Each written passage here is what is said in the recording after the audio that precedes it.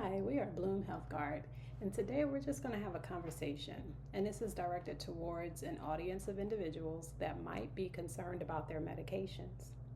So, are you feeling overwhelmed by your medications? Well, it's a common problem.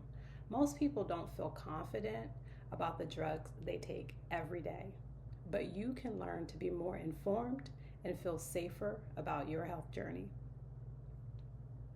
The first step is asking questions.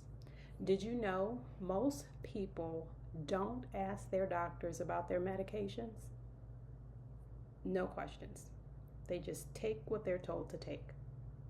Ask about your disease and the medication you're being prescribed. Did you know that you yourself can review your medications and know more about what you're taking? Before your next doctor's visit, review all your medications. Write down the name, when you started taking it, and why.